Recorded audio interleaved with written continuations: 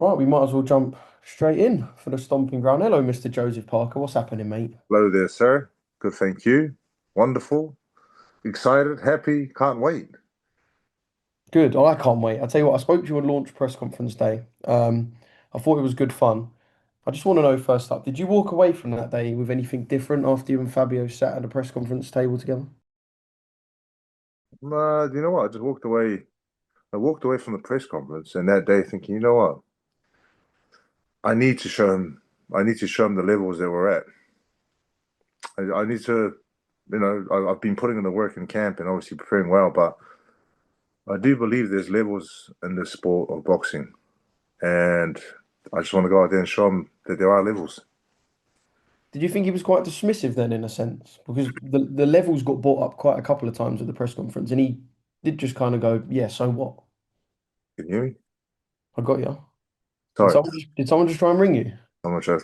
No, no, Uh, was that the big GK? I've heard he's coming out of retirement. I'm wondering if you could get Tyson on the call.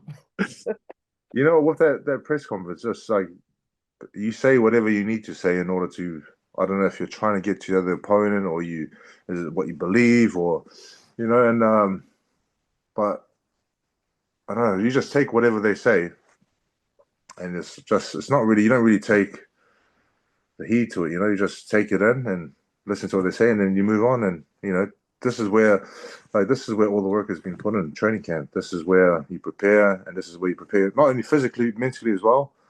And like when it comes to fight time, you're just like, you know what, all of this hard work that we're putting in camp, it's all I'm gonna put it on display and show you exactly what we've been working on. Did you see someone in Fabio with that real self-belief that he's gonna come and knock you out? Like, did you look at him and go, actually, you genuinely believe you're coming here to knock me out? You see that in him? When you see him and you see how he approaches this fight or approaches the press conference, whatever it was that we were doing, he genuinely believes that he's going to win this fight. And like that's good though. Like you don't want someone who thinks he's going to come and fight and think, you know what, I'm just going to give it the best go, but I'm not good enough. Like he genuinely believes that with the career that he's had and the fights that he's had, and being able to find a way to win. I do believe, and when I see it, you see as someone who backs himself. Otherwise, if you don't back yourself and believe in yourself, you shouldn't even be fighting. Do you feel like you fought fighters before who perhaps haven't believed in himself, or you've kind of gone eye to eye and gone, actually, I know that you don't know you're good enough. Have you had that before? There are fighters like in the beginning of your career when you're trying to make a name for yourself and you start fighting all these other fighters, but then you fly them in and you sort of see them and they're just there to fight. They're not there to. There's fight to fight, but then there's also fight to win and fight to take over. Some of these fighters are just there fight. They're just there to fight. They're not there to fight to win. Yeah. What's life like in Ireland? Can I get a day-to-day little diary? So wake up at Wake up, wake up at 7, okay. breakfast at 7:30, and then off to the gym and training at 10 o'clock, and then from 10 to 11:30, back home for lunch. Bit of a chill time, fruit bowl around 2:33, and then back to the gym and do strength conditioning or a long run or whatever it is that George has planned. But most of the days are 10 o'clock training and four o'clock training. So we're training twice a day. And then after that, it's back home, dinner, massage, or maybe do a bit of it's quite. I like this massage. Having a massage therapist, it's like whatever you need. It's a bit sore here, a bit tight. Sometimes it's not tight, but you're like, oh, hey, it's a bit tight here. I was gonna say, I know for a fact you're just making up that like your shoulders are tired. Yeah. Hey, sorry. Hey, Paul, can you work on this, please? A bit tight. And then you do a bit of recovery, and then it's another snack at night time, and then it's rest, and then you do that every day. And I Mm. know other fighters know exactly how it is. It's just it's day in and day out and the same thing all the time. But it's good to keep it the same and consistent so you can see improvements each and every session, each and every day, each and every week. Yeah. I spoke to you, like I said, at the launch press conference, and I spoke about the places you've seen throughout your career. You fought in different places, obviously trained and got to see a lot through boxing. Do you feel like you've seen Ireland? Yeah. Because that routine is very like Yeah, bang, bang, bang, bang. Do you feel like do you feel like you kind of know and have seen Ireland? I've seen parts of Ireland. I haven't really done the touristy things but I think I've been to Ireland. over 10 times now. So I've stayed in town, I've stayed in different suburbs, my family's been here. We've been, I don't know, seeing restaurants. That's not seeing Ireland. Like seeing few restaurants here and there, and Seen a couple of Italian restaurants.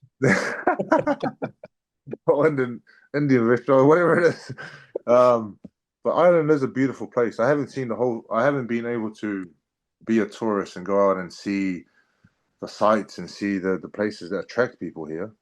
But I have seen a bit of Ireland, and it's reminds me a little bit of New Zealand. It's just a beautiful place with good people, and it's nice when you go to the shop and hey, how's it going? Good to see you again, and you know what I mean. Just the normal Do you hi get a and lot of bye. people double taking, like going like that, walking past and going, hold on, Joseph Yeah, Parker, like that double take? I'll get someone walk past and go, and then I would stop and go, and then they were like, "Oh, is it you?" And I'm like, "Yeah." So to be honest, I was saying it before. Like the support is it's quite incredible. The support that I get here and in England and on this side of the world is truly it's humbling, eh? Humbling from someone from New Zealand and Samoa, small place, and then get the support here is quite incredible. Yeah, I mean, you know how well supported you are over here. There'll be a lot of fans, of course, for Fabio and for yourself as well on the 25th. What's I the know chance? What's the chance that they have in the what do they chant again? Obviously, there's different chants, and when what there's a what big what fight, what, what the Ipswich boys, do you mean? yeah. I mean, Oh, the one that rings around or rung around Portman Road was, oh, Fabio yeah. Ward. Hopefully, they're doing that for me. I can already see a little pocket of Joseph Parker fans making all the noise. I will say this is probably. I asked you about his punch power and said you kind of have to answer after, and I guess you could probably answer this one now. Where would this win rank? And when I mean rank in terms of beating Fabio, what it brings for you next in terms of if we're to believe it to be Usyk, or hopefully Usyk, where would it rank this win? Would have to rank right up there just because of what's on the line and what he presents, power, and he's well, how old is he? Younger than me, right? He's youthful, and he's like I wouldn't say like compared to the other fights I've had, like Bacoli being last minute, Zhang being very good and then getting a bit tired, and then Wilder, like he brings a different style and he brings a different. I think the youth and being younger than all these other fighters will bring something very different. Mm. I'm really excited for this matchup. I think it's brilliant. Do you know what weight you want to come in? Whether you can say it or not, it's a different thing. Do you know Yeah, what weight you want to the come last in? fight, I was nearly 122 kgs, the heaviest I've ever been. This fight will probably be I don't know 117 after a big meal. Joe, I saw a body transformation post by DAZN, and I know one of the pictures was you at the start of your career, but they said that for Junior Far in 2021, you were 27 pounds lighter, right, than you were in February. Mm. You look lean still. What do you attribute that to? You know what? I wouldn't even have known any of this stuff if it wasn't for George Lockhart. The feeding aspect, like to put on all this. When I fought Zhang, I thought we are gonna have a rematch again with Zhang. That's what I was. That's what I thought. And the only difference between Zhang and myself was the weight difference. I was 113, he was 133 kgs. So we're trying to close that gap of that weight difference. But then it ended up being Dubois, then it ended up being Piccoli. So none of that really mattered anyways. But I think with weight, you bring more power. And but now I want to show power, speed, agility, and movement. I want to bring that back more so that than just power. Yeah. Talking again about that post, I said that one of the pictures I believe was probably the pro debut Joseph Parker. I mean, you would have learned so much in that time. What would you say if you could speak now, have a little coffee with the 2012 Joseph Parker? What would you say to him? Listen, if I had to explain everything to a young me, he'll be so lost right now. He'd be like, "What was I just listening to?" Like over time, it's good to gradually learn over time and gradually improve and get better and better, and you find out this and you find out that. But if you had to talk like to your younger self, I don't know what advice would you give? Would Just your like head just be on Mars with everything that you kind of if I know? like whatever I know now, and if I was able to give it to my younger self, the younger self wouldn't even be able to, or wouldn't even be capable of taking it all in. Just the of all the experience and of all the everything that I've been through and the learning. It would be it'd be like looking out into space. Like what the heck? What's been the biggest shock? Like if you take not necessarily just in the ring, you might be out the ring. Is there one thing that has been completely different to what you thought it would be? Like when you thought about being a pro boxer when you were younger, is there one thing that you're like, cool, that didn't even come into my mind as something that I'd have to think about or do or Listen, before being a professional fighter, I had no idea about any of it. And then when you become a professional fighter and you learn about sanctioning bodies and the sanctioning fees and then the different promoters and managers and all sorts of things, and you're just like bout agreements and all this medical like there's so many things involved that you have no idea when you're an amateur what you're getting yourself into. And then also there's a lot of people in this game that you can't trust, and how everyone quickly did you learn that? very quickly. Actually, not very quickly.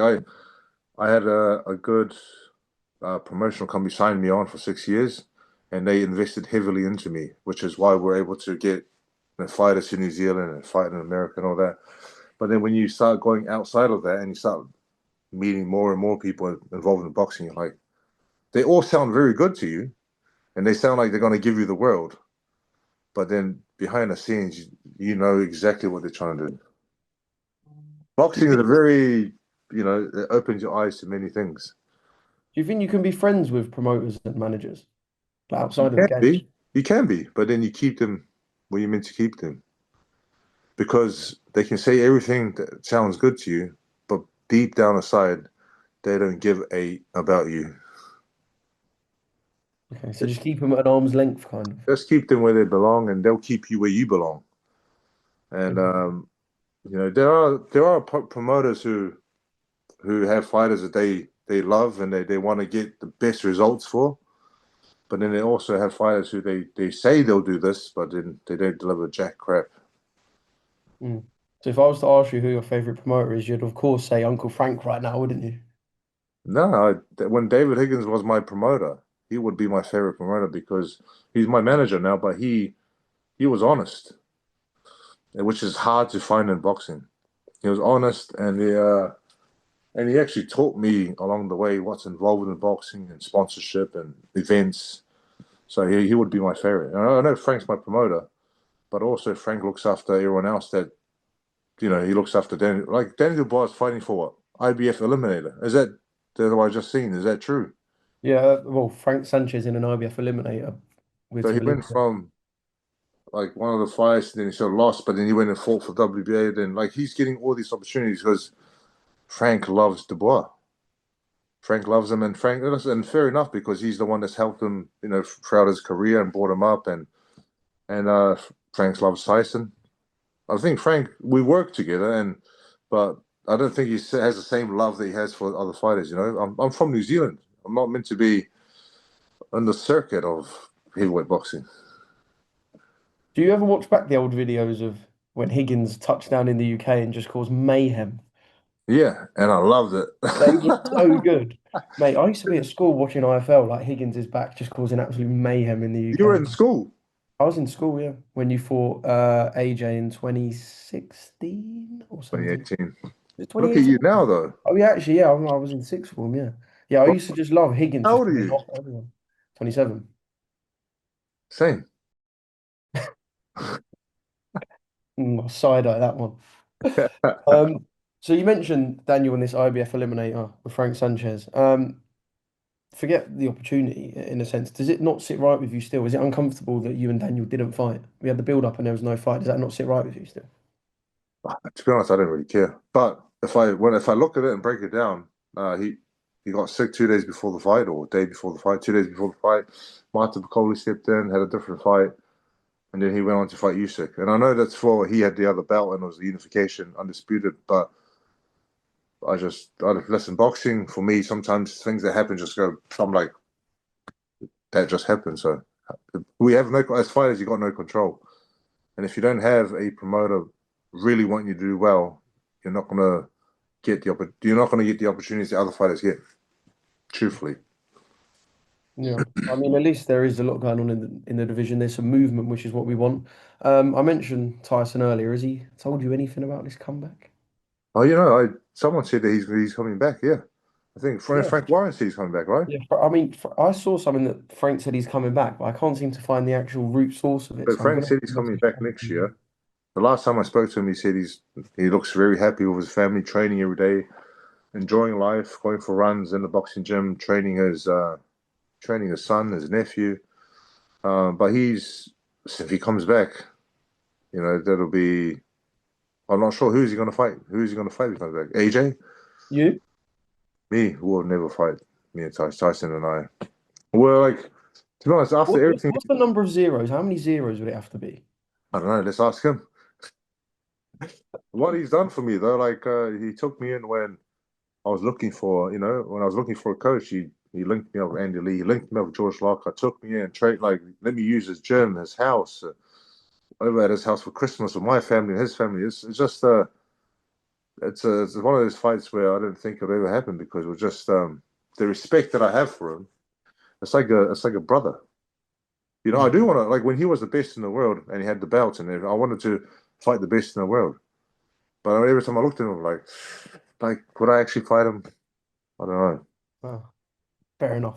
I get that. I've got to ask you about this date clash now. Look, Frank isn't happy that Boxer's first BBC show collides with your fight with Fabio. I know There's that free not to your air the biggest BBC one. focus. I mean, do you have a comment to make on that? I know it's not your biggest focus, but Um, I don't. I mean, isn't there a lot of dates out there to put? Like our fight was locked in first, so not sure why Ben will do that. Maybe I don't know. I have no idea. do you Um, think it might have been done on purpose, maybe to spite the fight? Because BBC will have nice viewing figures, of course, as the first BBC channel. is it free? It's free to air, right? And Yeah. BBC is it? Yeah. So I don't know. Maybe he's trying to derail. I don't know. I have no idea what these promoters in the background go through in terms of do they like each other? Do they dislike each other? Do they get along? Like you just don't know. But Do you think sometimes they do run businesses in terms of let me do what I can to,